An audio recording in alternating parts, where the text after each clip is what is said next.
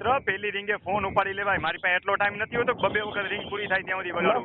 Charging વધી ગયું એટલે ચાર્જિંગમાં મૂક્યું. કાંઈ વાંધો નહીં, મારું ચાર્જિંગ પૂરું થઈ જાય. તમારા જેવા 500 જણાને જવાબ દેવાના હોય, બધાના ના, અલગ અલગ હોય. બોલો, હાલો તમારી વાત આગળ ચાલુ કરો કે શું યાતના ભોગવો છો. 1975 માં દસ્તાવેજ થયો હતો સાહેબ, અને એ દસ્તાવેજ રદ થઈ ગયો હતો. હા, એની નોંધ પડી હતી 77 માં. માટે રદ થયો હતો? તમે ખરીદનાર છો? દસ્તાવેજના ખરીદનાર કોણ છો? અમે સાહેબ અમારા દાદાએ એમને વેચી હતી, પણ ટેનન્સી વિરુદ્ધ એમનો દસ્તાવેજ કેન્સલ થયો હતો. ખરીદનાર કોણ હતું? પટેલ કરીને હતા કોઈ. એમ નહીં, તમે બીજાને વેચી છે જમીન? હા, દાદાએ કઈક વેચાણ કરાર કર્યો હતો. હા, પણ વેચાણ કરાર રદ થઈ ગયો સાહેબ. વેચાણ કરાર રદ થઈ ગયો, પૈસા પાછા નો આપ્યા હોય ને, ખાલી વેચાણ કરાર રદ થયો હોય. પૈસા તો તમે તમારા પેટમાં આવી ગયા. હાલો આગળ વધો. આગળ નહીં સાહેબ, તો આપી દીધા એટલે દાદા આપી દીધા હોય. દાદા એમ આપી દીધા ન હોય કોઈ દી. કોઈ એવો સીધો માણસ નથી પૈસા આપી દે, ખાલી રેવન્યુમાં એન્ટ્રી ન પડી હોય. એને કહેવાય, સાંભળો મારી વાત, રેવન્યુ રાઇટ અલગ વસ્તુ છે અને દસ્તાવેજથી ખરીદેલા સિવિલ રાઇટ અલગ વસ્તુ છે. એ માણસના સિવિલ રાઇટ અકબંધ કહેવાય. તમે એકવાર દસ્તાવેજ કર્યો, પછી દસ્તાવેજને રદ કર્યો સબ રજિસ્ટર કચેરીમાં, હા કે ના સાચું બોલજો, તો જ તમને દવા કામ આવશે. બાકી ખોટું બોલશો દવા નહીં કામ આવે. નહીં સર, રજીસ્ટર કરાયો હતો એને, પણ રજીસ્ટર ટેનન્સી વિરુદ્ધમાં છે ને, હજી ગોળ ગોળ બોલો છો. હું પૂછું એનો જવાબ નથી આપતા. એક વસ્તુ દરેક ખેડૂત કાન ખોલીને સાંભળી લે કે તમે મને જેવી રજૂઆત અને જેવા જવાબ આપશો એના આધારે હું તમને ગોળી આપીશ. હવે ખોટી રજૂઆત કરશો તો ખોટી દવા લાગુ પડે, એનું રિએક્શન આવે. તો હજી તમને પૂછી લઉં કે તમારા દાદાએ વેચાણ દસ્તાવેજ કર્યો, બરોબર છે? સામેવાળી વ્યક્તિનું નામ એ ખેડૂત નહોતો એટલે એન્ટ્રી ન પડી. હવે દસ્તાવેજ રદ કરાવ્યો કે નથી કરાવ્યો? સાહેબ દસ્તાવેજ તો રદ થઈ ગયો છે. સબ રજિસ્ટર કચેરીમાં રદ કરાવ્યો? હા સાહેબ, રદ થયો ને એની નોંધ બી પડી સાહેબ. ઓકે, હાલો હવે આગળ પૂછો. હવે સાહેબ એમાં મેં લેન્ડ ગ્રેબિંગનો હમણાં ફરિયાદ કરી છે. કબજો કોની પાસે છે? કબજો એની પાસે છે સાહેબ. એના પૂર્વજો ખરીદનારના વારસદારો પાસે છે, પૂર્વજો પાસે ન હોય. પૂર્વજો તો ઉપર વ્યા ગયા હોય. ખરીદનારના વારસદારો પાસે છે? વારસદારો પાસે છે સાહેબ. ખરીદનારના વારસદારો છે કે બીજા છે? અધરો બીજા ટપકી ગયા છે?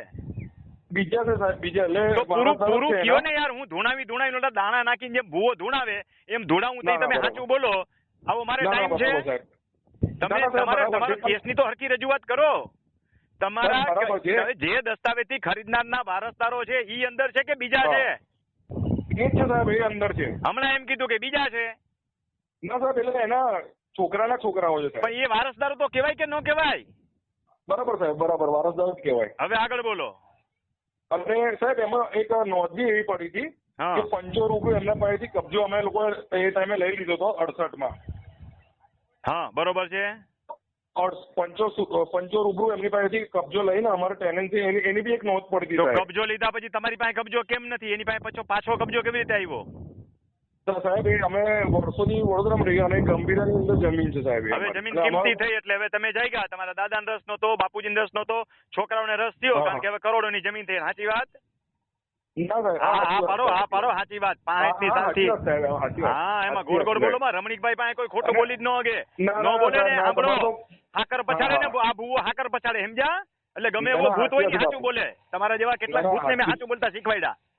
અરે કઈ વાંધો નહીં સાહેબ, ખોટું નહીં બોલવાનું. જે માર્ગદર્શન લ્યો એ સાચું બોલવાનું. અને તમારા વિડીયો છે સાહેબ, મેં લેન્ડ ગ્રેબિંગ શીખ્યો અને એમાં ડાયરેક્ટ મેં કરી લોકો. હવે ડાયરેક્શન આપું તમને. હવે ડીવાયએસપી ને બોલાવે છે તો હાજર નથી થતો ને? હા, નથી થતો સાહેબ. ડીવાયએસપી નો હુકમ ને ઘોડીને પી જાય છે ને? હા, પી તો જાય. તમે લેખિતમાં આપો કે સાહેબ આના ઉપર પોઝિટિવ રિપોર્ટ આપીને એફઆઈઆર કરો. એમ શું કામ નથી કહેતા તમે? તો સાહેબ એટલું જ્ઞાન નતું એટલે તમને મેં મેસેજ કર્યો હમણાં. હા, તો હવે છે ને એક શીખવાડું તમને. ડીવાયએસપી સાહેબ ને કયો તમે લેખિતમાં આપો કે સાહેબ આટલી વખત સામેવાળાને બોલાવા છતાં એ સાતીર દિમાગનો છે, ગુનાહિત માનસ ધરાવે છે.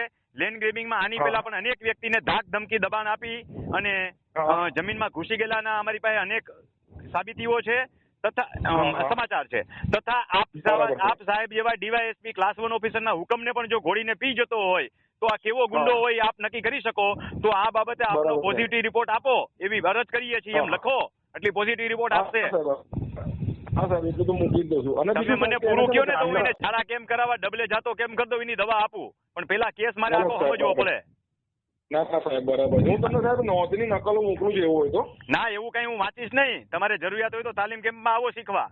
એક એક વ્યક્તિ મને સાહેબ, પીડીએફ આપણે- એટલી બધી નાખી દે છે, કાંઈ વાંચીશ નહીં હું. હા. 500 મેસેજ તમે હોય છે મને- મારે, એમાં તમારા જેવા તમે ભાઈઓને મને- બબે રિંગ પૂરી થાય ત્યાં સુધી ફોન કરું ત્યાંથી ઉપાડે નહીં, તો હું જવાબ ના, કેમ ના, આખા સાહેબ, ગામના તમે આપી ફોન શકું? કર્યો તમારે એકની ખૂબ- કાંઈ મેં ફી તો નથી લીધી. ના ના સાહેબ, મારે બરાબર બધાને છે. જવાબ આપવો પડશે ને, કે તમારે એકના જવાબ આપો.